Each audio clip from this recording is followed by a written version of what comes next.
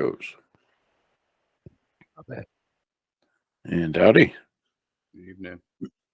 How goes it on y'all side of the world? There you go. Goes okay. No, I heard on the news there was some sort of Comic-Con in Huntsville this weekend. I don't think that was one, so it must have been a different one. I think that was the one at Low Mill. Oh, Yeah. okay. That's right. That's where it was. They've got the big giant one that they do now in April, I think. Howdy, see? Hello. What's happening? We are gathering, and I at least am trying to stay awake. I understand that. I'm still working on supper, so I'm going to cut off vids, but I'm here. All right. Nobody wants to watch me eat. Let's see here. See you, Logan. Yes, indeed. Hello. Hello.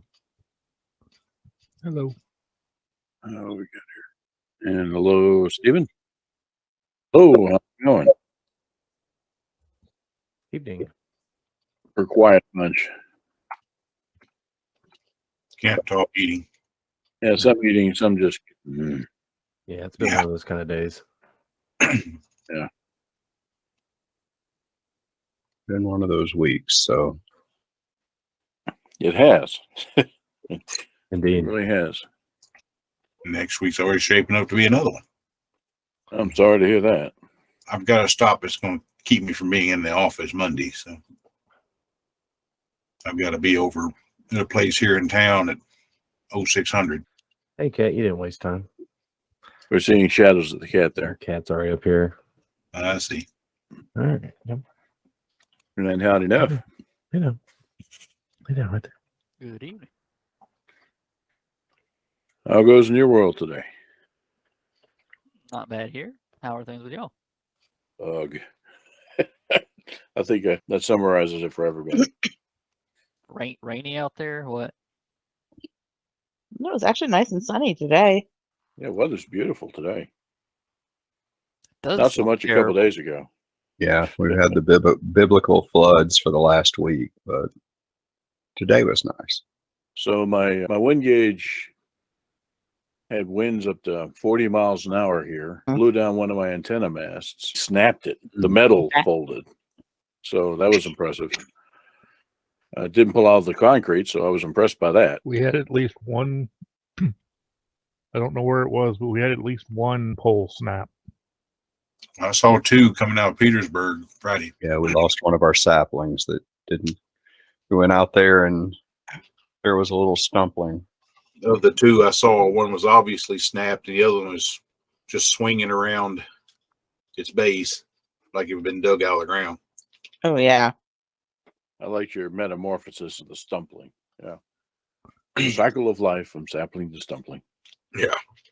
Yeah, we were about to accuse the dogs, but they've never had any interest in the trees, and the other two are fine. So we think the wind just got that one, and they decided it was a convenient chewing spot once. Yeah. I went from sapling to stumpling to doggy chew toy.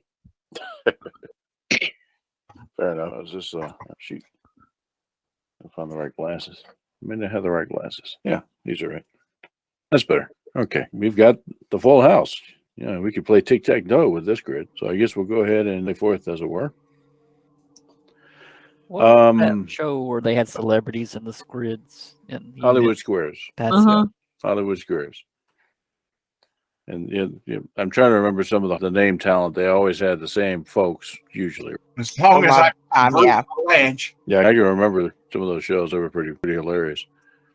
Paul Lind was always the center square. Yeah, exactly. That's it. Don't hate me. Okay, no promises this evening. Tried to do some preparation between naps today. And just, all right. So does everybody remember where we parked? More or less. No. Okay. We weren't here, but we'll catch up. Anybody want to summarize with those two? Found a device at the starbase. Got rid of it. About to go on a new mission. Cliff notes. Sounds like a plan. We took out half the commandant's office doing it, but yeah. She had it coming. Considering the device would have taken out all of the commandant's office. And 3 adjacent. Yeah, indeed. That's right. It was a chess piece with a super miniaturized antimatter bomb. That's nice. Just a few particles of antimatter, enough to make 50 meters of Gander Station go away. And what found it was, I'm trying to remember if it was Peg's character. Noticed one of the pieces on a place. Yeah, it was somebody that was digging around in there. No, it was actually Stephen and Chris, because you had come up with the scanning tech. All right, yeah, that the Cliff Note versions are accurate. You're off on a new mission. So you'll notice there's been some shuffling around. Carson was tasked to ferry the ambassador to Delta Roalis, where she is going to try to negotiate what was a pre-warp civilization, but got drawn into the war because, hey, they're there, they're strategic, they're Class M. There's a big fight there, and that'll come into focus here in a moment. So her task is to try to, now that the Prime Directive's out the window, we basically had to go in and liberate them from the Klingons to try to basically negotiate their status in the sector, now that things have simmered down somewhat. After that, you are headed over to here, Menenvegan. The problem there was that the Excalibur recently suppressed a holdout Klingon base, but noted that there was an awful lot of cloaked activity in and around the system that they could not track down. So they pulled the von Steuben and had her come down to continue suppressing, keep the flames from, or rather keep the embers from flaming up. And want you over there to use your sensors and science know-how to try to root out what's going on with these cloaked ships. But that's down the road. Meanwhile, the Excalibur and the Sadat, your old friend from a couple of games back, are going down to the next Klingon holdout base to do battle. So here we go. It's been about a week since the events at Gander Station. You said goodbye to your friend on the. Keep my characters in front of me so I know what the hell I'm talking about. Yeah. All right. Yo. Too many notes. This always happens. You go a couple games and you suddenly accumulate notes. Yeah, your old friend Danola. She is staying behind at Gander Station with the Agrippa. Her kind of unofficial role is to keep an eye on things and figure out what she can figure out about what happened with the Commodore's office. If you remember, you guys decided to keep it on the lowdown, so you didn't draw unusual attention. But for those of you that missed, that is an old academy mate of Captain Belmont's, and they very friendly. So say goodbye to your old friend and trucked on down to Morales with the ambassador aboard. And here is the ambassador.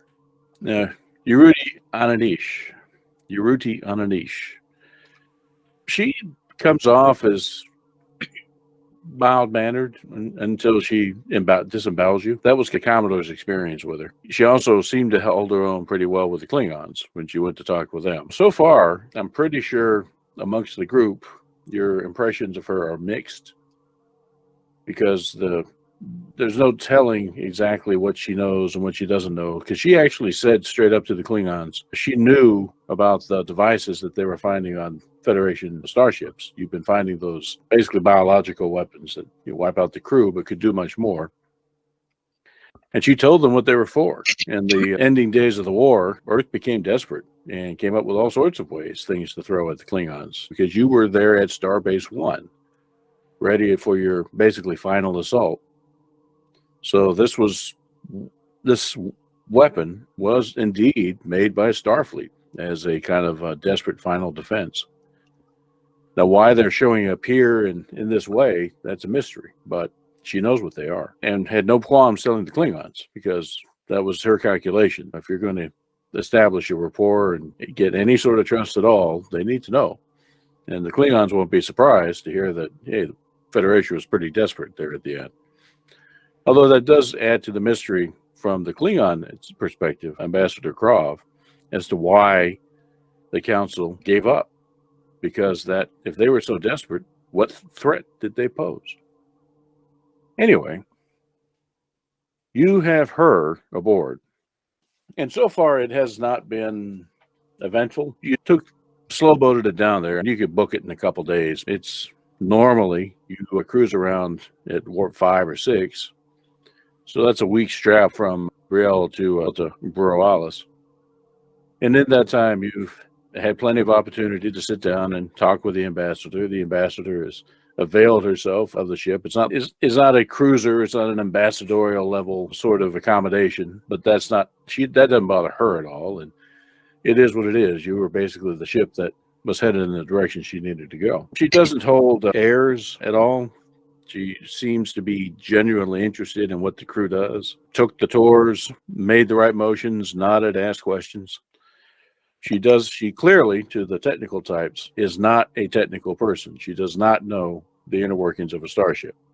She asked questions that made that very abundantly clear. What's this red button do? Oh, that's self-destruct, stuff like that. Runs on these little rocks. Yeah, nor is she particularly charming or gracious. She's very reserved. You can see why she's an ambassador, but at the same time, she's not that sort of ambassador that just knocks everybody's socks off at a party. That's not her style. She's the one that you send in to get shit done. And that's what's happening.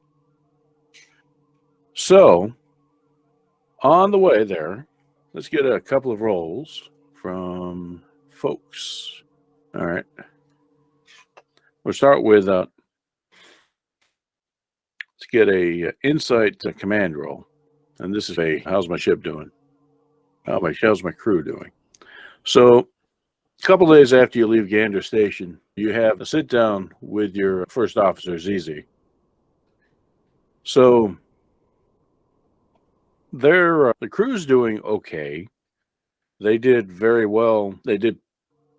They were quite professional over the past few encounters, but but this business about having these bombs hidden amongst basically every warship in sight has unnerved most of them. That's to be expected. They're questioning the motivations of Starfleet because word got out of what the ambassador said, even though it was said in a sensitive, secure setting, right? Nonetheless, word travels fast in small spaces. And as do theories, just wild, crazy conspiracy theories. And she says to you, that's what she's spending a good deal of her time doing, is suppressing that nonsense and getting the chiefs to do the same. Basically getting people to focus on their jobs and not worry what the hell Starfleet was thinking at the end of the war. So overall, it's a good, positive report, but there are some signs in there, things to look for. All right. Did you have anything that you wanted anything more from her that you wanted? Yeah, I need to set people straight. That's not the focus of our job right now. And if there's any dissenters or anything like that, let me know, because we're going to have to discipline, do something. She gives you a smile at that. The chiefs have already pretty much set the law, as they always do. So she hasn't heard anything bubble up from them. Put it that way. Good. Excellent. That's all I have. All right. So let's get something from Bricklin. All right. Yeah, wake you up. I'm here. So this is going to be an engineering control engineering role. All right. And let's see what you get. Now, you remember the last scene of the last game, right? Did you want to do anything about that? The origami? It's one of those things that'll present itself. All right. I don't know who to contact. They have to contact me. I'm wondering how the origami situation will unfold. Yeah. I am too, but yes. But first point for Neff. All right. Ship systems seem to be nominal. No major glitch. The only thing that you're at all concerned about is tangentially related to the discussion that you just had with the captain. You too have noticed that some of your chiefs have had to keep eyes on task more often than normal. And that's something that you, as the officer, you hear it, you're aware of it, but you don't address it unless it's something you need to address. But if you're there in main engineering, you're up there in your office. So basically, you can look out over the deck and see and hear everything that's going on down there. So you see a couple of techs off, not paying attention to their readings. And meanwhile, the chief Hughes comes over and barks at them and says, "Get back to your stations. What are you doing?" You know what that's all about. So that sort of stuff's going on. But in terms of the ship running technically, yeah, everything's fine. Okay. Given his own frame of mind, he's really having to suppress the urge of having people comb their ship for mundane, inanimate objects that hadn't been touched in a while, just to check them. But given the word, he's trying to suppress that between that and his chiefs. And as with ZZ, your chiefs tell you that this stuff's going on, but nothing's bubbled up. It's not like these two got in a fight and you need to discipline. So that stuff's not happening, but they're rumblings, which leads us to Dawa. Okay, let's have a insight security roll from Dawa, and see how that turns out. Ooh, okay. And related to that, from Dr. Melrick, let me see what we got here. Insights medicine roll. All right. Forgive me, I have a cat trying to attack me here. That always has. She decided she wants to be in my arms, which makes it really hard. Quinn is okay. We're getting to you, Quinn. If I remembered how to roll, we would be doing really well. I got insight checked and I've got medicine checked. And you take the cat and take the adjustment to flip. It'd be cruel to actually roll the cat, so you just do a gentle flip and then purr. Okay, you get how it goes. So there's a task roll on the right, you dice roller, and then just set yourself for 2 and 3 is fine. We'll just take that. Okay. So here's what played out for you guys. About halfway through the week, Dr. Melry, you had someone hobble in, one of the security folks who was unusually hesitant to explain the nature of the broken nose. And that's exactly what it is. It's blunt force trauma caused dislocation, and lots of blood, lots of pain, but trivial for your skill to address, right? So you take care of it, and you're kind of, and it's one of Dawa's security folk. Let's put it that way. One of the run of the ranks. okay. And you ask repeatedly what happened to you, and he starts by ignoring the question. And then realizing that's not going to work, he says that he walked into a door that was closing, a bulkhead that was closing on him, which seems really unlikely. I don't know. It seems pretty likely knowing me. We'll give you another one of those rolls to see if it seems likely knowing him, because you know your people. A doctor on a ship of 100 people, you damn well know everybody here. Yeah, no.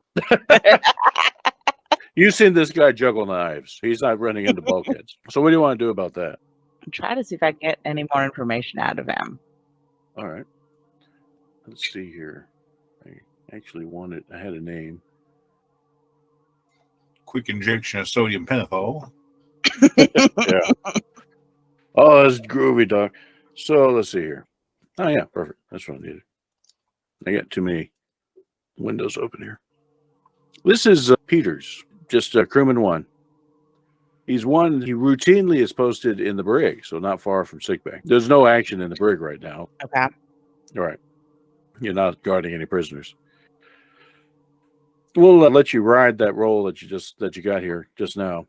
So you work with him for a while longer, and he finally breaks down and says that a friend of his in ops threw a punch at him when he suggested that the Starfleet was not going to win the war, that they got in an argument about the end of the war, because that's been on a lot of people's minds, particularly recently. And he just straight up told his friend, we lost. We were about to get our asses kicked, and boom, punched him straight in the face. And he just didn't want to implicate his friend because that leads to discipline, et cetera, He said, look, Doc, you fixed me up. It's all good. He's cooled down. Let's just kind of leave it at that. He gives you a hopeful look. Probably just make a note of it for right now. And watch for anything from the other guy. Okay.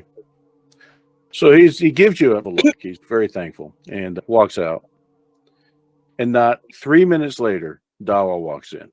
And the reason you're walking in, Dawa, is because you heard about this from the other guy's perspective. He showed up for duty with a black eye and had the same sort of cockamamie door. You don't necessarily go to sickbay for a black eye, just a little contusion, it's no big deal.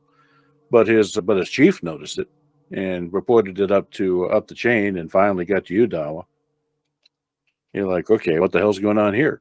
All right, and I will tell them what the other guy told me, and maybe we can make some sense of it.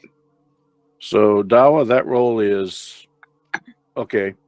So, Ops, Peter's friend throws a full-on punch, haymaker, dislocates Peter's nose, but Peter's trained enough not to hurt his friend. So, when he throws up a defense, all he manages to do is black his eye and knock him back. And manage to cool down the fight from there, would be your guess, until you actually get him in a room, if you choose to go further. But now you're in on it. Peters was trying to protect his. This would have happened in crew quarters. The chiefs never saw it. So that's how it ended up going to sickbay first. Okay.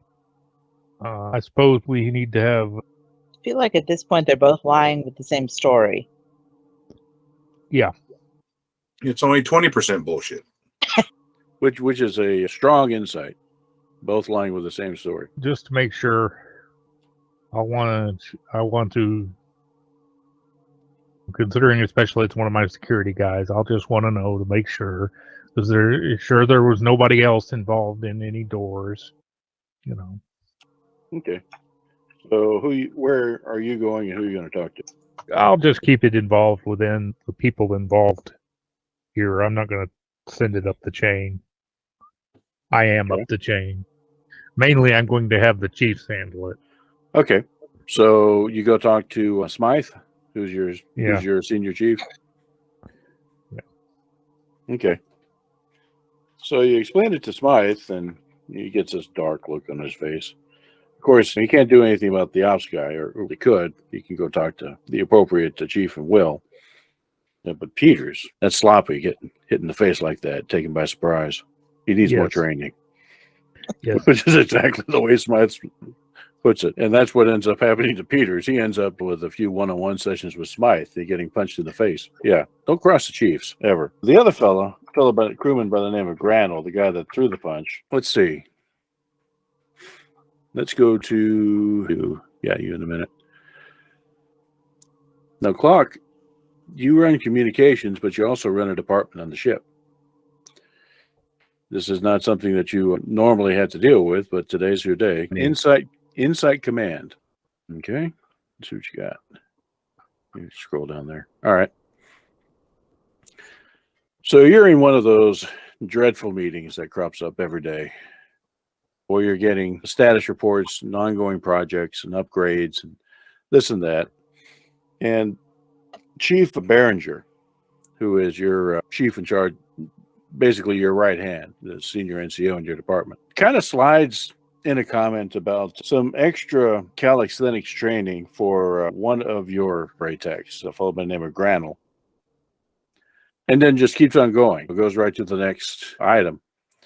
And that wouldn't have really caught your attention, except that you happen to know that Granel already had some extra training along those lines, probably 2 weeks ago. So is this remedial training, or what's the deal? That's a question I'd like to ask. Behringer had already gone 2 items further into the itinerary, and you pull up the reins and ask about Granel. And she looks up at you and, yes, it's remedial. And then goes right back to talking about the... Hang on, I think we need to know a little more backup. Okay. So, yeah, she looks back up at you very patiently. She's still got a straight expression on her face. Yes, ma'am.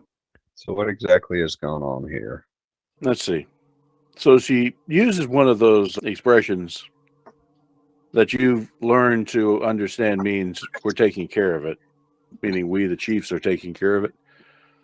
Nothing outside of our scope. This is the second run of calisthenics training. It's obviously outside of someone's scope. Granel just needs a little bit more encouragement to stay on task.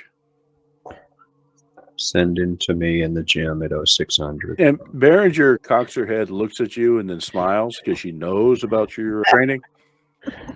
And then says, "Yes, ma'am." And then proceeds on to the rest of the itinerary. And that's an example. What you're getting here is an example how things work between the dynamic between the officers and the chiefs and the crew, right? When you have problems like this come up, normally it's the chiefs that take care of it, and they try not to bug you or intentionally don't bug you. But now that you put it in that light, she's like, yeah, that's a good plan. We'll do that. All right. So you're going to get to manage Granel's occupational therapy yourself. Okay, let's see here. So, Gonzalez, you too run a department on the ship. The science and all things sciencey type department. So let's do an insight command from you. He says his focus is Oh, wow. Okay. best one all night. Best one all night. Yeah, that's bad. So here's what comes to your attention. You're going over the reports that you're getting from the various labs. And you're noticing that one of your labs is falling behind. Now, what sorts of reports we're talking about are you have routine science experiments that you do even as a matter of course. In the war zone, you're still looking at stars, charting phenomena. The science and business of Starfleet goes on. We were all originally trained to do this science and exploration gig, and this war stuff is just something thrust upon us. But you sitting down and going through these sorts of reports is therapeutic almost, getting back to your roots. But you're noticing that this one lab is just falling behind. It's your biological studies lab. For whatever reason, they're just not keeping up with their normal workflow. So how would you like to handle that? I don't know if he's muted or what. Yeah, not sure. Who are you talking to? Mr. Logan, Oh, okay. the chief science officer. And yeah, Okay, you are the biological- biological. You are, in biological. fact, the biological lab that's not keeping up with its routine work. Yeah. I go where the work takes me. I don't know what you guys are talking about. Right. I'm pretty sure you're going to hear. Hold on. Let's see. I heard bleeps. No, sir. We're not hearing you. We can see what you just typed, but yeah. You might have come unplugged or something. Yeah, we did hear you when you first joined the chat. There you go. There we go. Yeah. So what's your thought? What are my options? So the issue is that you're the chief science officer on the ship. You're responsible for the science work that goes on in the labs on the ship. And one of the labs is falling behind on its routine work, your biological lab. That would be something you'd want to investigate as the person in charge. That I would like to investigate. Or he could trust his underlings that they're doing their best. And Okay. So how do you want to go about investigating that? I guess you probably need to go talk to that head of that department. Yeah. Go talk to them. All right. So you mosey on down to the bio lab and walk in there, and you haven't been down here in a while. You've been stuck on the bridge or in the administrative offices and doing paperwork. It's busy. What in the world?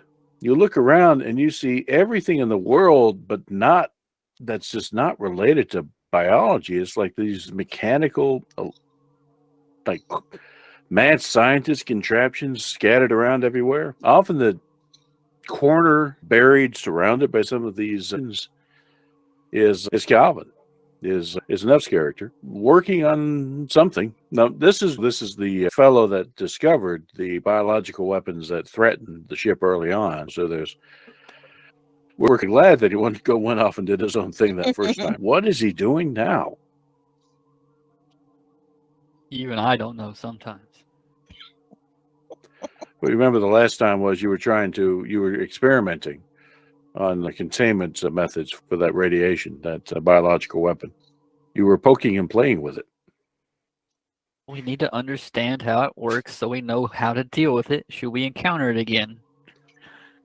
Now, Gonzalez, with your science background, you can just glance at a couple of these contraptions and realize that, okay, that could kill us all. That could kill us all. That could kill us all. Oh boy. Yeah, there's a lot of dangerous stuff going on in here. The dangerous part of a sword is its cutting edge. And that's like my research, cutting edge research. So thank you. You're welcome. Now, what does the chief science officer say about that? Once you get to the third, that could kill us all thing. What have y'all been doing? This isn't biology. It is. It's explosive biology. Cutting edge. Exploding edge, but cutting works better too. I could see how you might say that with all the machinery needed to study it, but I assure you at its core is rooted in biology. It's a true statement, actually. It's not lies. It's just bullshit. Sapphire, what are you doing? All of these devices are intended to confine the radiation that forms the basis of the biological weapon. And what is apparently going on is Calvin has been manipulating that radiation very carefully. Now, to his credit, you haven't all died yet, to try, as he says, to find new and cutting edge ways of doing something with it. Understanding it. Not killing us would be a good start. First, you identify it, then you contain it, then you nullify it. And Calvin, now's your chance to roll. We'll give you a reason science roll for your efforts here. You can add a die, so roll 3. Okay. Scored a 6. So those first two, you've gotten down pretty good. You definitely know how to identify it. You can identify it at range now, reliably. Confining it, yes. Thus all of these contraptions scattered around your lab. You tried all sorts of different ways to confine it, and you have confinements on the confinements, the ones that you knew worked versus the ones that you were testing. That's the only way to not kill us all. But the nullification thing, you're just not getting anywhere with it. This stuff, it's a form of radiation. When it encounters biological material, particularly carbon-based life, it immediately begins to disrupt electron cohesion in carbon atoms. Very selective. And that it causes a detrimental effect to biology instantly. So, for some damn reason, you just can't get rid of that radiation. You think you want to call it AUKUS radiation? It's fitting, things how I discovered it. Yeah. But that's what's going on, Gonzalez.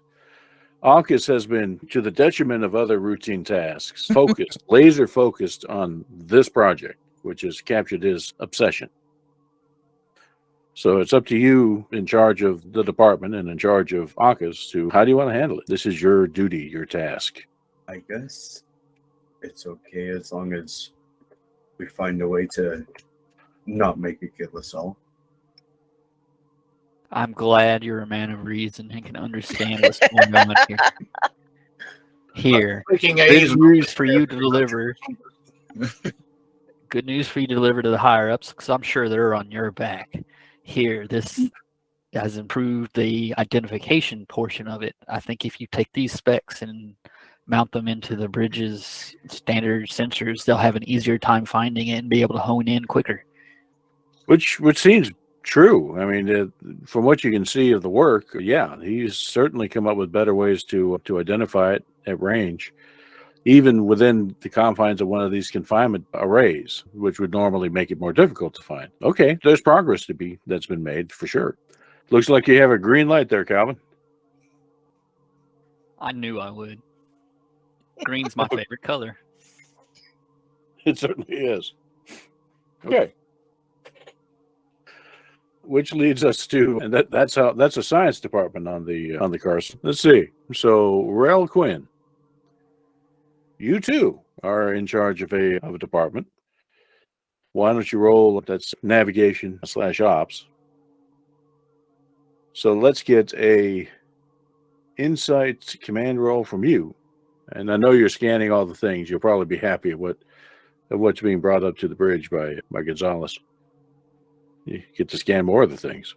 Ooh, okay. Yeah. There's this engineering gets complaints of loud thumping coming from certain parts of the ship. Boom, boom. That's right. Okay. Yeah, Calvin's cranking up the music comment. Okay. So,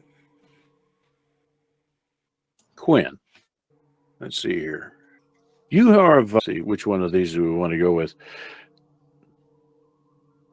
So you're, like these others, dealing with personnel matters of nothing unusual in your department, except that, okay, you're looking over a list of requisitions. Nothing terribly unusual. No, but remember the nature of your department, navigation ops, right? So why are they, there's just a block that this really stands out at you and you're trying to figure it out. So one of your techs in astrometrics is asking for a large collection of dry ice, a 50-gallon tub of water, 4 environmental control units that you note are meant for air circulation, and a variety of non-lethal laser generator devices. It's important. They actually noted non-lethal, because if you're going to ask for lasers on a ship with phasers, yeah, you need to be careful to say, I don't want it to kill people. All right. Okay. What the hell? What do you do with that, Lieutenant? There I am. There you are. She's got a big old smile on her face, and she's gonna wander on down to the site of where those things are going. They're not going there yet because you had to approve the requisition. Yeah, but where are they wanting to be delivered to? That would be the astrometrics lab. I got on to the astrometrics lab. All right. Talk to them. So you go down there, and it is, yes. So you go down there, and it's a specialist by the name of Pleasance. And she is. The thing that strikes you unusual about connecting what you think is going on with Pleasance is her nickname. Her actual name is Colin. She's Vulcan. She stands at attention as you walk in and says, "Yes, Lieutenant, how can I help you?" Have a project you're working on? Yes, and she turns around and proceeds to go into this project she's working on, charting the nearby nebula and dealing with some gravimetric anomalies that have been detected over the past 4 or 5 weeks by various ships. Who made the requisition for the such and such and such and such? I did. Again, perfectly straight face. Okay. Can you talk me through it? Of course, Lieutenant. I am told that it is a traditional rite of passage for certain cultures to immerse themselves in non-lethal smoke and laser light. They're having a rock concert? They did not identify the specific sort of music that was appropriate for the occasion. I get the emotional sense of the crew, and Emotional sense? I don't understand. she's got the empathy, and she's You do, the Vulcan doesn't. authorization granted. Go ahead, do it. As you wish, Lieutenant. And then she turns right around and goes back to work, as though nothing happened. And to no one's surprise, except perhaps Dawa, who has to deal with the fallout from this,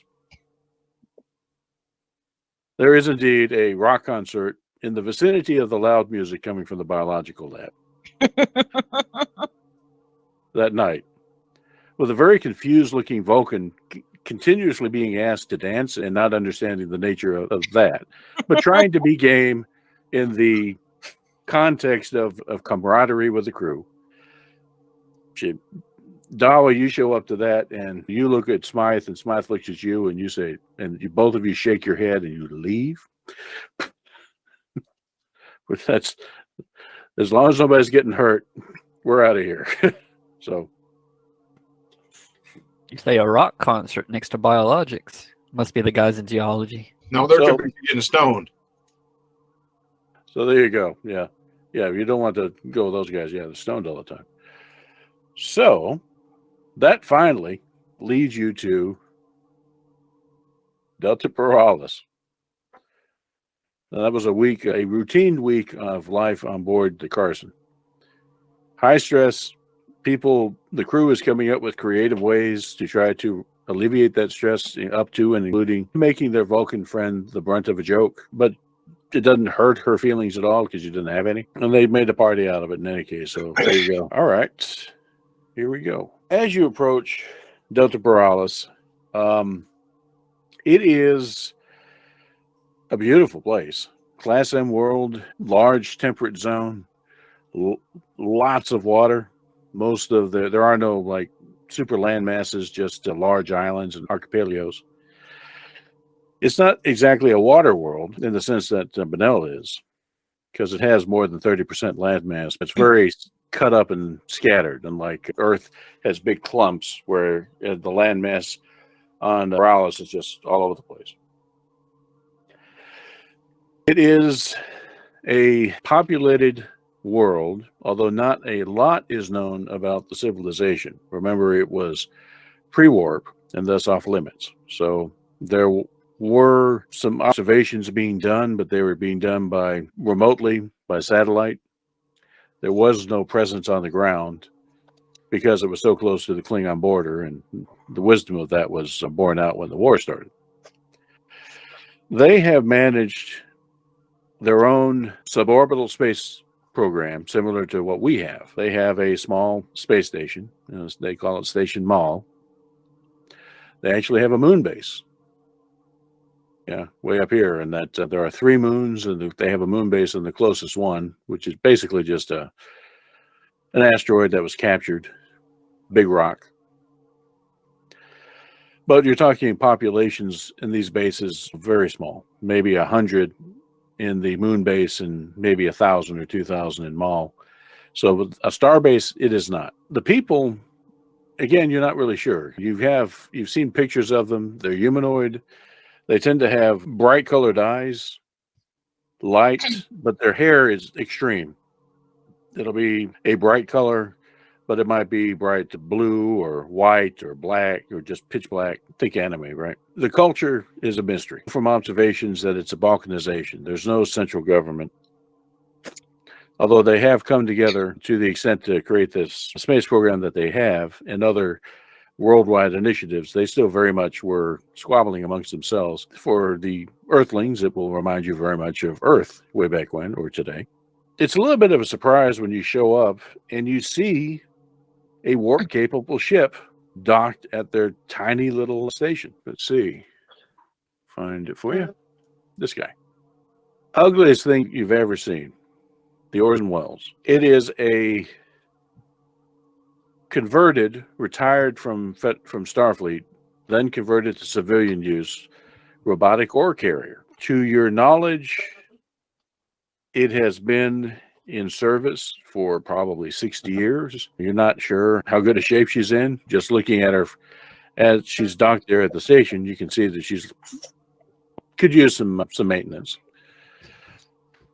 She probably tops out at warp 5, 6 if she's in a hurry for a few minutes. The Carson could literally run circles around this, unarmed. And that you get from scanning it as you approach. No need to roll. Also no need to roll is the fact that the hold is half full with a variety of materials, synthetics, which you interpret to be like textiles, foodstuffs, which seem to be in various states of preservation. It seems that the stuff is being loaded and unloaded.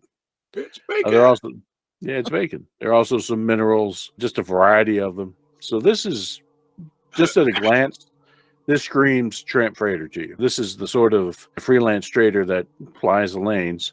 She is not Federation. Yeah, she is Federation flag, but you're unsure about the current ownership. So that's a bit of a surprise. What make of that at what you will, but given that the Federation dropped the "you can't come here" prohibition after the war, this sort of thing has been happening more and more often. Opportunists, traders have been showing up and saying, "Hey, we got shiny rocks and this and that." Although there are some prohibited items that should not be traded, like technology and weaponry and such like that. So there is call to step in and see what the hell they're doing, particularly since the Federation flagged.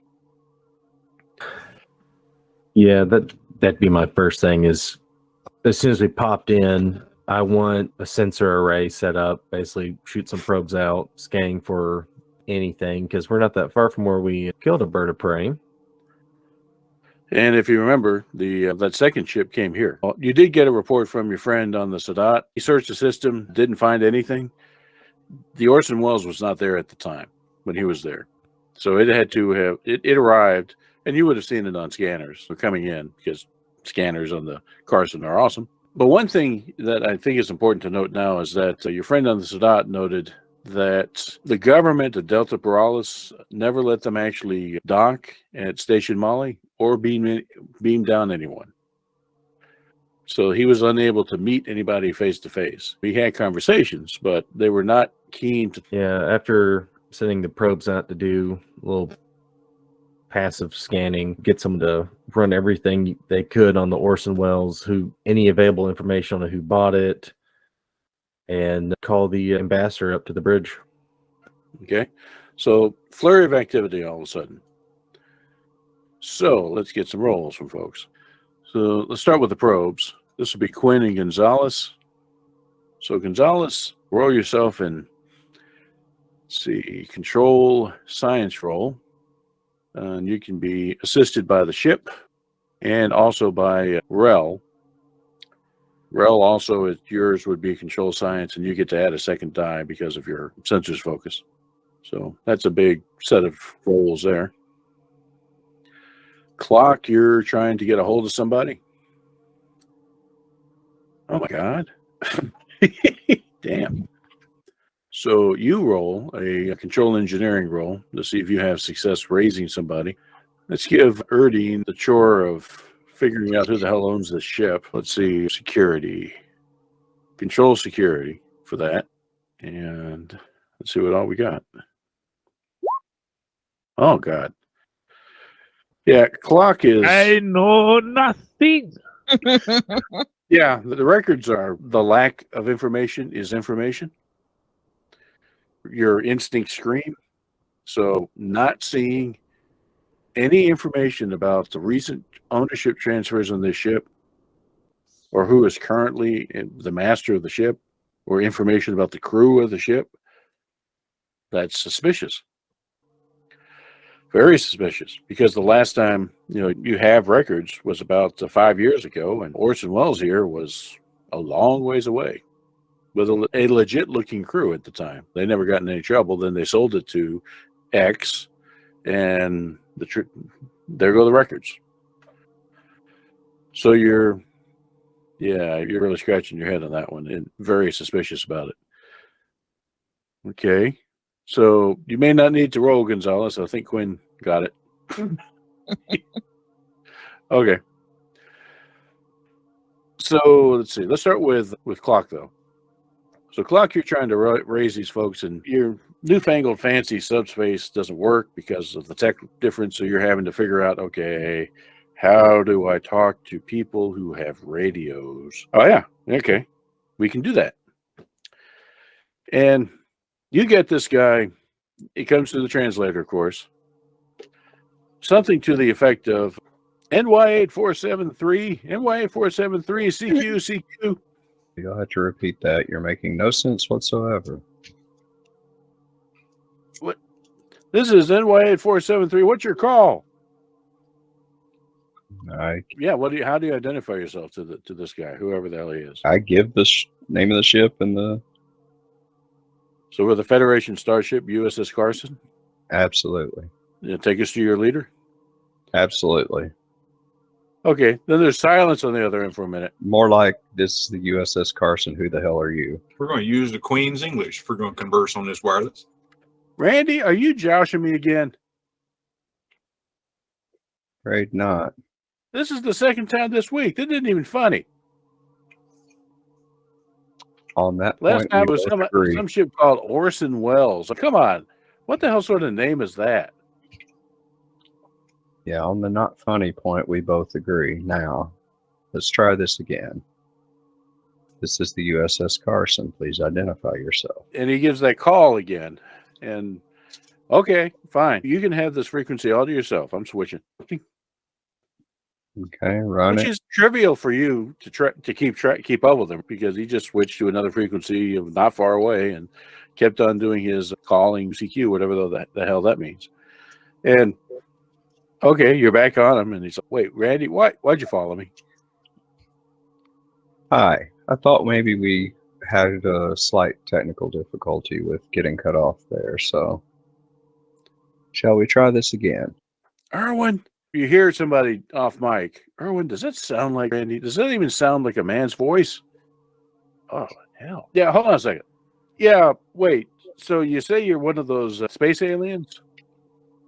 You get hold of That's been in the news. Are you the ones with the pointy teeth, or are you the ones with the shiny emblems? We are the shiny emblem people. Okay, gotcha. I have a number for that. Hold on a second. Can I tell them what's your name? They're going to ask me. I know you said the ship's name. I give it. That's no problem. Okay, right. Hold on a second. And it's about that time that the probes are reaching Station Mall and the Orson Welles. So you have various flavors of not particularly valuable, but very fancy looking minerals. Like, when I say not valuable, remember, this is Star Trek. So diamonds and rubies and garnets and such like that are not valuable in a society that can replicate those. But how about the people down there who can't? So there may be something like that, some underhandedness going on. If you're bringing all the baubles and have essentially an unlimited supply of baubles, and using that to trade for like actual stuff that's valuable, you're probably not doing healthy things for the economy of the planet that you're trading with, because you're essentially counterfeiting what's valuable to them. That's what you get. Shenanigans. That's what you get from your sensors. You don't pick up weapons or anything like that, but you do pick up energy signatures indicative of that ship is replicating precious jewels, and no doubt using them to trade for whatever it is they're trading for with the Delta Borealis people. Okay, I'll pass that on up the food chain. And it's outside my pay grade at this point. So that was what the science folks got from the probes that were sent out. Meanwhile, Clock, you get a much more serious sounding voice. This is Borealis Space Command. I'm speaking with the Federation Starship. You are. There's a pause. Are you alone? Define alone. Another one of your Federation starships is here. How many of you brought with you into orbit around our planet? I can tell you, if there's another of our ships here, we are not alone. They're probably talking about the Orson Welles. It's not a warship, but what do they know? And who am I speaking to, by the way? We need to know these things before we start divulging information. Okay, fair enough. You actually get video of a sort. And I want to point out that I've been using the AI picture generators to make some of these portraits and such, because it's fascinating to see what it comes up with. But that kind of creates a story behind what you see. So you get this guy, and he introduces himself. I am Captain General And at Barrage 5, I am in charge of Borealis Space Command. Now, I understand that you've already entered orbit, and I can't really stop you from doing that, but I would ask that you don't come any closer until we've talked this through. That's fair. And by the way, Belmont, you're hearing this, and now you see this guy on screen. You'll notice, and everybody on the bridge sees this immediately, he's missing several fingers, crudely bandaged. It looks like they were actually Erdine and Belmont. We'll give you a roll to piece that together. Security insight. Sir, we have Leslie Nielsen on the line to speak with you. Don't call me Shirley. We're all counting on you. You both get it. This man was tortured. It looks like one at a time, his fingers were broken, pulled back, and ripped off. Now remember, not long ago, this world was occupied by the Klingons. So a guy that was in charge of Space Command, quote unquote, you can almost imagine what happened to him. I'll introduce myself now that we have vid. I go, Captain General, I'm Captain Belmont of the USS Carson. With the Federation, we are the only current Federation vessel in orbit. We are as befuddled of the second ship here, but we have brought someone that was wanting to talk with y'all. We are currently getting her now. We will maintain our position. We will not approach any further. And he nods at that. He's very professional and polite, but has a very severe look at the same time. In your, let's see, with your empathy, because since you can now see him, let's see, kind of roll an insight command roll, and you can add 1 die because of your empathy. Okay, that's good enough. Your impression is, even looking through the professionalism, is that he's fearful, and he kind of pauses again and then says, "So you don't claim that second ship as a Federation ship? They said they were." Captain General, there is some confusion. This is an older model Federation ship. It was at one point in time part of the Federation, but they have since been replaced with better ships.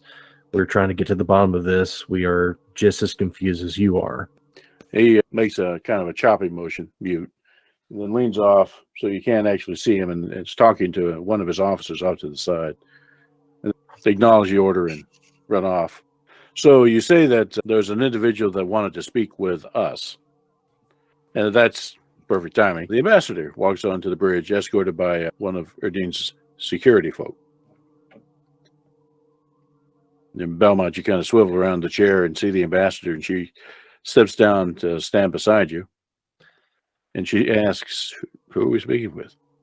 So when she appears, I go, Captain General, may I introduce Ambassador Anish of the Federation? And the captain Captain General gives a bow. So this is the whole cultural thing. You're not really sure how all this is playing out, but pretty sure he immediately gives her more deference, is your impression of that move to her, and says, "Ambassador, may I ask the purpose of your visit?" "Of course. Oh, I've come to negotiate stronger ties of friendship and cooperation between our two peoples, with a basis of understanding our relationship." The Captain General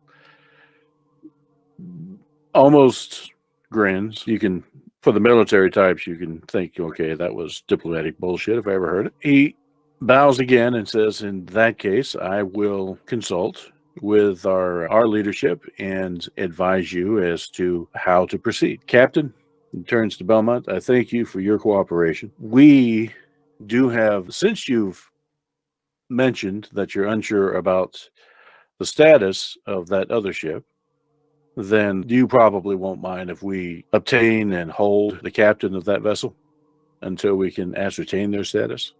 It's your airspace. "Indeed it is." And he cuts off at that point. So Ananish has a frown on her face. Quite abrupt, isn't he? In his defense, we are the second spacefaring people to show up on his doorstep. The first one devastated the planet, so I can understand him being guarded. Yeah. And she nods at that. Something we're going to have to work hard to overcome. I'm just glad that they at least talked to us. Hopefully that will lead to more talking. And it doesn't take long for Clock. You get a message from a ground station on the planet. And by this time, you and your team, you've mapped out where all the major radio transmitters are, how they would contact you, and what's associated with what government. That's key, because what you're noticing is you're beginning to get transmissions from different governments on the planet's surface. Interesting. Now that one, the Unified Space Command, like, we know that they have a kind of like a UN type global space program, but aside from that, our last info on these folks is that they were multiple nations with different agendas. So how do you want to handle that? Do I have a sense of who our current friend / communication partner is aligned with? So that guy, you can talk to him again because you've been following him. He's talked to some other friends of his. Apparently, he's just some guy who likes to play with radio. And talking now, he's bragging about being the first to talk to one of these aliens. So, but he's associated with, to the best of your knowledge, one of the three major on the planet. You don't know much about the culture. You just know that there are probably 50 different nations, 3 of which could be considered major powers. And he's with one of those 3. Okay. I'm going to see if I can buddy up here with my friend who likes to talk to the aliens and see what communication they've had with the Wells. Okay, so you do that, and you end up cutting in on him. He was, again, like you say, he's bragging about, hey, I just contacted another one of these guys. They call themselves the Carson. Weird name, how it pronounces. It doesn't exactly roll off the lips. And then you butt in, hello, this is the Carson. Oh my God, yeah, hi. Did you get to talk to the Space Command guys? Little bit. They weren't as helpful as you are. I find that's usually the case.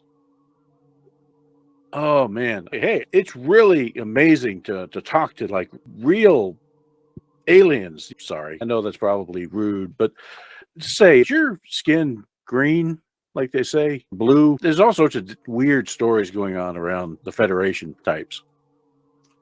No green skin here. I have a friend, though. Really?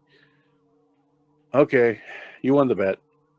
And you can hear some sound of like paper exchanging hands. So how can I help you? There's so much we can talk about. Curious about your dealings with the Orson Welles. You've mentioned them before. Oh, yeah. I was the first to contact them, too. You see, I've got a rig that can go straight to all 3 moons, the moon base, and then our probes on the other 2. We have like reflectors set up that I can go all the way out there. Man, I was so damn proud to talk to Captain Beatrice on the Orson Welles. She seemed like a really nice person. I'm sure she is. We haven't had a chance to meet yet, but I am sure she is a very nice person. What do you guys talk about exactly? I want to make sure we're all on the same page here. Bellatrix, actually. And at the mention of that name, did that ring a bell for any player? If not, then go ahead and roll and this is everybody on the bridge. Let me see. A reason security roll. We talked about society.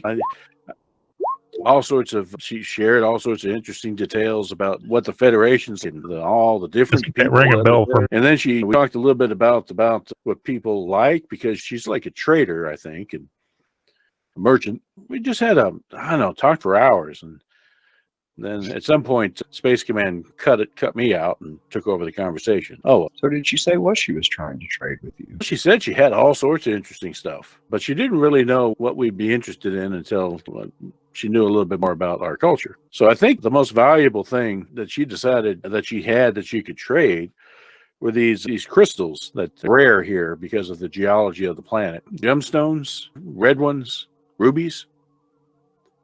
Okay. What do you guys do with those exactly? Nothing, because they're so damn rare. They're, God, only you have to own a city to actually have just one, for crying out loud. They're being shown off in museums and traded amongst the major nations as tokens of wealth. It's all a big thing now. Yeah, hold on. I got a picture of her. And you can receive the slow scan stuff, right? And you're like, you had no idea what he's talking about, but hey, you're pretty sure you can figure it out. So sure enough, he sends this slowly. This picture shows up, and there's Bellatrix. And when you see the picture and you were thinking about the name, right? Yes, let's see, Erdine Quinn. Yeah, that's the woman that was talking with the Klingons in that very first game, arguing with them even. Interesting. I'm just sitting here imagining now having a 26.4 connection and hearing him try to upload things and hearing. Actually, slow scan TV is much slower than that, and also much more musical. We'll have to play it for you sometime. But yeah, it did slowly show. Yeah, there it is. And yeah, you've got that picture. It's grainy, but she apparently introduced herself that way. By the way, you have never established video link with this guy. You're just talking audio, and it's crackly and fading in and out. But yeah, that conversation. And hey, I'm not going to get in trouble, am I, for giving all that info to her or you or something? He seems to be reining himself in, having just now his brain is catching up with the excitement of talking with the aliens. He's, oh, wait, what am I saying? I'm giving away like World Trade Secrets or something. I don't know. We're all on the same team here, right? I don't know if you're like those big guys with the pointy teeth, and they call them like battle axes or batliths or whatever. Those guys were terrible. Oh yeah, those guys are really terrible. We're not them at all. We never really saw you. Yeah, there was a big battle, and the Klingons all up and left, and they killed a lot of people when they did. Hell, me and my family, we were lucky to survive it. But we never really saw you. Certainly not after that battle. You just kind of left us alone, which is nice, but it didn't really tell us much about you. Yeah, but we're having a civilized conversation here. At no point have we heard anything about today being a good day to die, or yeah, they said that a lot. Yeah, exactly. And we're just having a conversation here. There's nothing. And the blood wine, and oh man, that terrible tasting what is it, gok? They made us prepare it, and it's still alive, for God's sake. They found there's a lot of preparation to it then. But he goes in to start talking about, we found an alternative for it. Basically, we survive a lot on our fishing harvest. We have ships that go out in the sea, and they get the food from beneath the waves, and they bring it back. And it turns out that the Klingons, and this really grossed us out, but hey, the Klingons loved it, is we would clean the fish and pull out the parasites. They love the parasites. They called it grok. To each his own, but I could certainly understand why that would be disturbing to you. But it was disturbing to them too. They're parasites, for God's sakes. They did not go well. But that was our resistance. Anyway, don't tell the Klingons I said that. They're not coming back. I don't know of any reason why they would come back, but they don't really have a lot of communication with us. We don't serve a very good gok, so they don't have interest in our doings. Yeah, this conversation goes on. The guy has the gift of gab. He just doesn't stop talking. And as long as you want to engage him, he's there. And one thing you notice is that he's not the only person there, because there are other people trying to break in on the conversation. And first it's a few dozen, then hundreds and thousands all around the world. People are trying to overpower his transmission to you. But he has this monster rig that's meant for orbital comms. So nobody's getting through but him. And there you go. So whatever's going on, whatever you say, it's actually being heard around the world by folks of a similar vein. Intelligence gathering via ham radio operators. I can dig it. That's it. They're all trying to break in to talk to the alien spacecraft. right, I put it on mute. Cap, you got something you want to say to these people? And you've heard what's been said so far, particularly the business about rubies and breaking the economy. Yeah, I'm keeping a log of that, and I just tell Clark, "Is like, no, you're doing a good job. I think you should be the vocal representative of the airways for Federation." And I turned to the ambassador and said, "This Captain Bellatrix is actually a person of interest for you." When you turn to the ambassador, you notice that she's there staring at Clock with a smile. And at that point, Ananish says to you, Clock, would you like to come work for me? I'm always looking for promotional opportunities, so we could certainly have a conversation. Now, meanwhile, Belmont's like, wait, what? No. What are you talking about? No, he's doing wonders for me right now. Please. Yeah, you can't take my comms officer. What are you talking about? But yeah, the ambassador has been listening to all this and duly impressed. All right, so that continues. You continue having a conversation with these folks, and indeed, it's really the first time anyone in the Federation's actually talked at length with anybody on the ground here who wasn't in a position of authority. Because you know the deal. If you're talking to a boss, if you're talking to a president or like the captain general, you're getting a specific perspective and a specific line. You're not going to get anything behind the scenes that might be useful to you. And certainly the captain general didn't mention anything about rubies being traded. So this is good. Clock specializes in Second contact. That's right. At the same time that this is going on, you do get a call from, let's see, and it's video right off the bat. This guy, Asenion North 3, who claims to be the president of the largest faction on the planet, and as such, elects himself as the proper person to represent the interests of the planet. Okay. Well, I hear what he has to say here. I'm just going to do the and see where it goes. So he says he does indeed wish to speak to Ambassador Ananish about some matters and a greater understanding between our two societies. And that it just so happens that he can do so in person. He is actually on Station Model right now and invites you to come and visit. Okay. I kind of do my peripheral vision thing over to the ambassador to see what she's got to say here. Ambassador actually looks at you, Belmont, because if her job is to talk, your job is threat assessment. Now, I tell her we scanned everything on that station. We didn't notice anything out of the ordinary, but yeah, we scanned it. Is it armed? It is not. It's like the ISS. There's no gravity, no weapons, and certainly you would pick up any weapons of the tech level they have, nukes or lasers or things like that. No, it's not armed at all. There are about 1,000 people spread out. There are sections of it that have centrifugal force rotation, rotating hab sections to provide artificial gravity, but no artificial gravity that is pervasive like on Starfleet ships. So very low tech compared to what you're used to. Lots of people walk around in spacesuits too, which is a different feel. And I tell her, if we beam you, I mean, I doubt they would be able to detect that with the technology they have. And we can certainly send a security escort.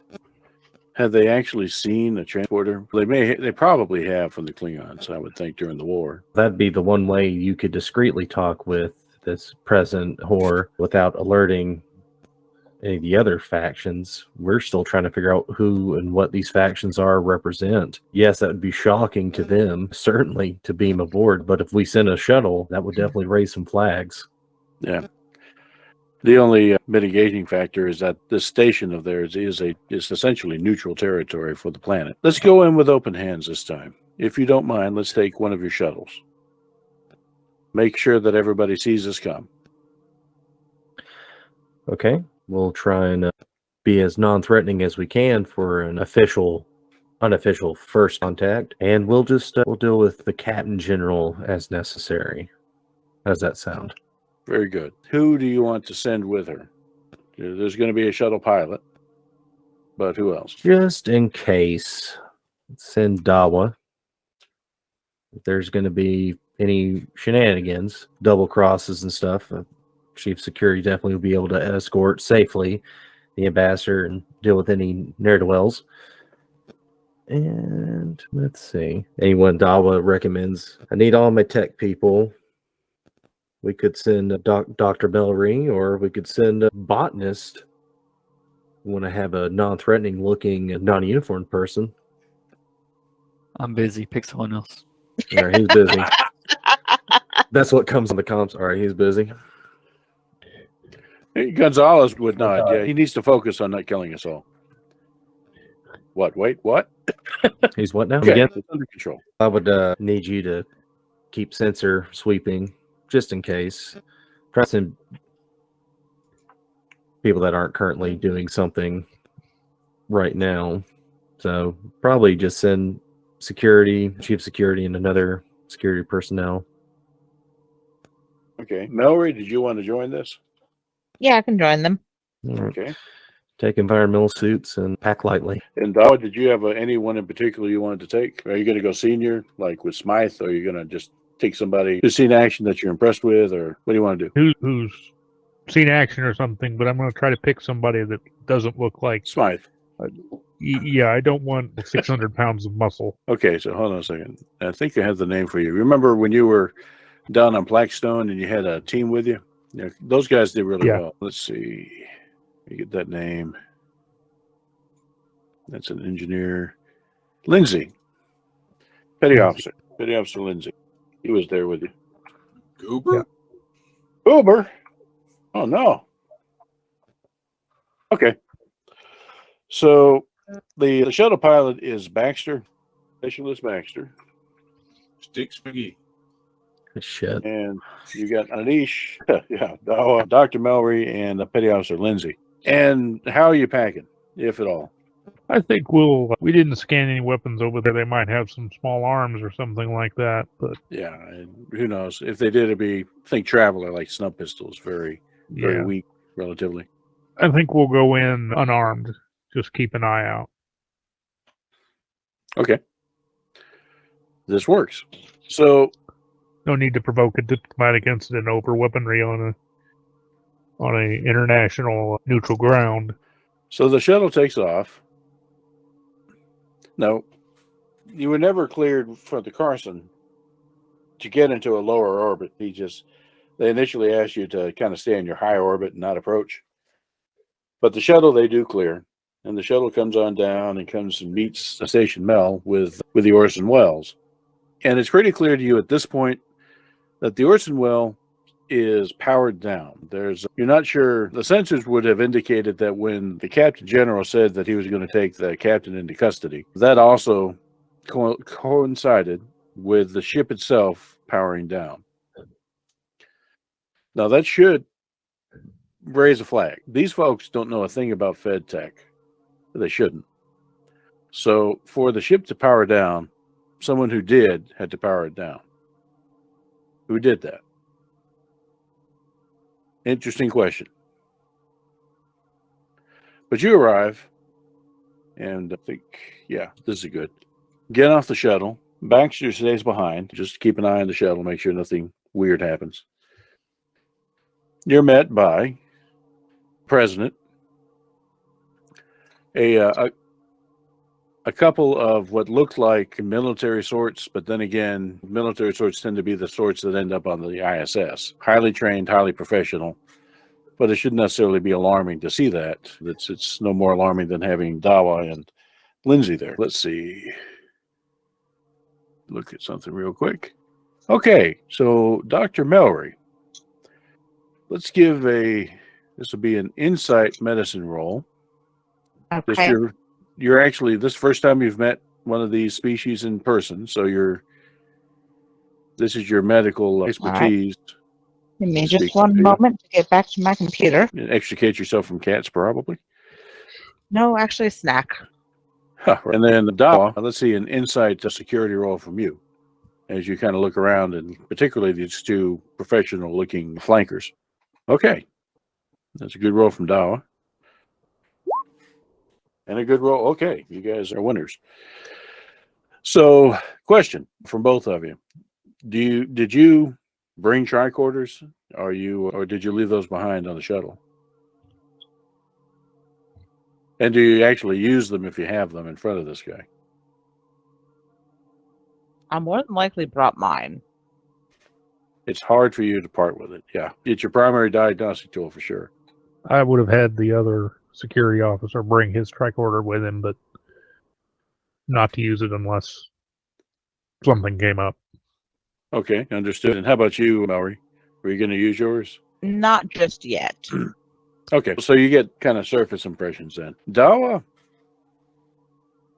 these two guys that are flanking the president are serious trouble.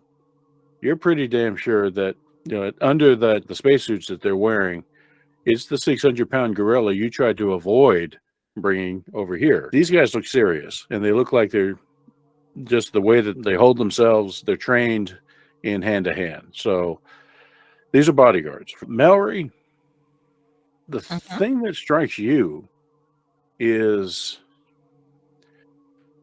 let's see, the president. He's standing there. Okay, you look at the president, you look at these two guys, you look back at the president. They're humanoid. They definitely have, they're oxygen breathers. They're breathing the same STP that you are. They are definitely carbon-based. The chemistry's got to be similar. Not sure about the organ arrangements. Something very disarming about the eyes. You haven't quite placed that yet. They actually seem to be missing teeth.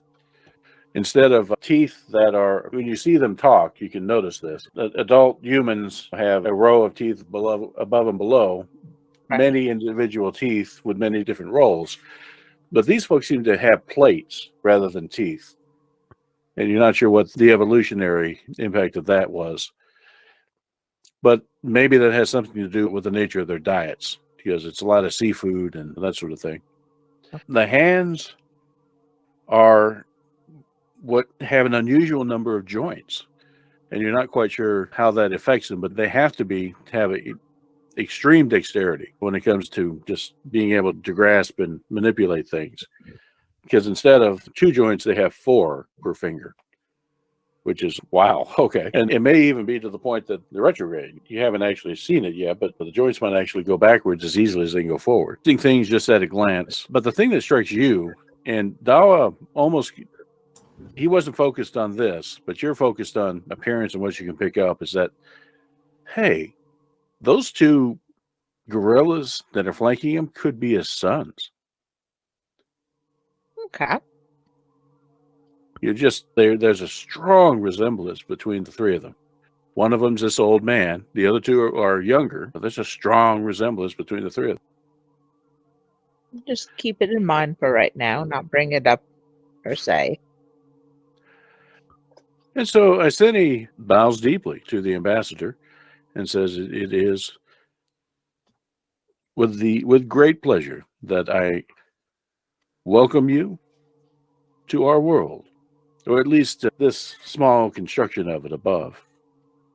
And Ananish bows in return and returns the pleasantries. This little dance goes on, and it's nothing. You see them adapting to each other's culture and expectations.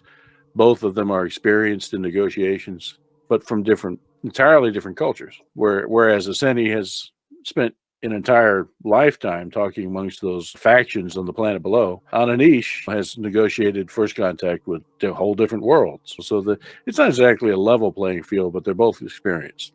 It's interesting to watch this play out. So the initial pleasantries take about 5 minutes. When they finally get to the point that they're willing to move, nothing said about either escorts, either the gorillas flanking Aseni or you, Mallory, or Dawa, or Lindsay. Just assumed they're a natural part of the landscape when it comes to these 2. So you're led into the station. Remember, no gravity. So it's 0 gravity. Not going to make you roll for that, but you're all trained in that. Down a few connecting tubes, across to one of the habitation modules that is rotating, and then climb down a ladder until you get something like 0.3 Gs. So you can actually stand up. They have an office space set up here, and the negotiations begin in earnest. One thing that you notice, Dawa, is that there are a set of. You came in this one door, and there what's at first glance looked like readouts on the other three walls, and all the three parties have sat at this large meeting table. Those aren't readouts, Dawa. Those are one-way windows. Okay. So anything that you want to do with that knowledge? They're one-way windows being watched. Yeah, for sure. There are other participants to this negotiation that are observing that you don't know about. You can't see them. You could scan them easily, but that would require using the tricorder. No, unless things go to topics that I think might, unless things get odd in terms of the negotiations, I think we'll just let things slide for the moment. I won't mention anything or do any sort of scanning or anything like that. Okay. So you stay alert. You give Lindsay a brief little shake of the head. Just stay frosty. The negotiation continue, and they're flowing through a variety of topics. The main one being the difference between the culture and intentions of the Federation versus the Klingons. Because all the Boralians know is the violence of the Klingon occupation. As the ham radio operator said before, when the Federation showed up, they kicked the Klingons out. They knew there was a big battle, but the Federation didn't follow up. This is the first time the Federation's actually shown up to actually talk officially about what happened. And that comes up. And what did finally drive out the Klingons? And with some sadness, and you, the players, would have known about this, your characters would have, is when the ambassador brings up some imagery to say that there was a significant fleet battle within system in orbit around one of your gas giants that saw the loss of many ships and many people. And she actually shows him a picture. It was a slaughter on both sides. The Klingons were waiting for the attack. The Federation thought they had the element of surprise. They didn't. But nevertheless, they managed to prevail. One of the key losses on the Federation side in that battle was the USS Windsor, an actual battleship, a 3-nacelled Federation battleship. But yeah, it was a big deal, and that's one of the reasons why the Federation didn't follow up, because we were chasing the Klingons all the way back at that time, kicking them out, not just to Borealis, but all the way back to unoccupied space. The president seems rather shocked at that knowledge.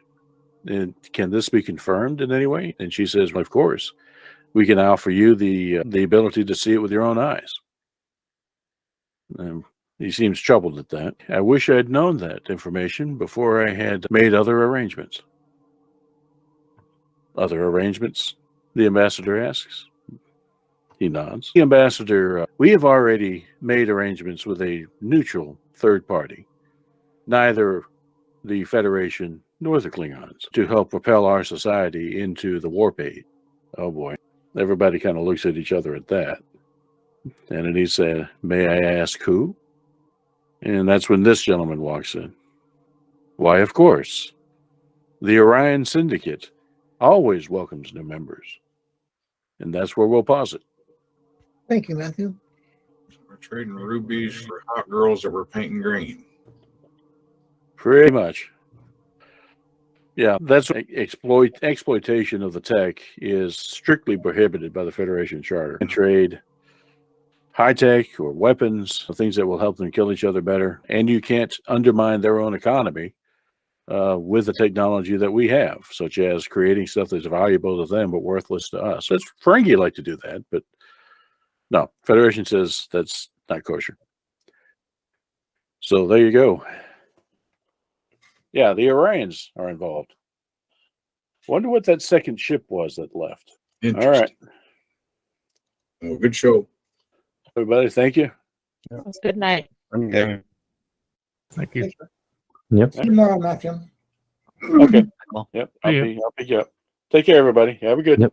All right. Have a good night. Good night, y'all. Bye. Hey, Peg. Bye.